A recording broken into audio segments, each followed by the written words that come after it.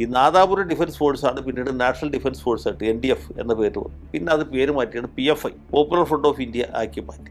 പിന്നീട് അവരുടേതായ രാഷ്ട്രീയ പാർട്ടി രൂപീകരിച്ചു. ഇപ്പോൾ ജമാഅത്ത് ഇസ്ലാമിക് വെൽഫെയർ പാർട്ടി പോലെ ഇവർ social democratic party of India SDPI എന്ന ഒരു പാർട്ടി രൂപീകരിച്ചു. ആ പാർട്ടിയാണ് നമ്മളിപ്പോൾ ചർച്ചാ വിഷയമുള്ളത്. അതിനിടയ്ക്ക് ഈ പോപ്പുലർ ഫ്രണ്ട് നിരോധിച്ചു, അതിൻ്റെ നേതാക്കന്മാരൊക്കെ അറസ്റ്റ് ചെയ്തു. അതിൽ വലിയൊരു വിഭാഗം ആളുകൾ ഇപ്പോൾ തിഹാർ ജയിലിൽ ഗോതമ്പൂണ്ട കഴിച്ച് ജീവിക്കുകയാണ്. SDPIയുടെ തന്നെ ദേശീയ പ്രസിഡന്റ് കഴിഞ്ഞ ദിവസമാണ് ജയിലിൽ നിന്ന് ഇറങ്ങി വന്നത്. പണം വെളുപ്പിക്കൽ കേസിൽ എൻഫോഴ്സ്മെന്റുകാർ പിടിച്ചുകൊണ്ട് പോയിക്കുന്നത്.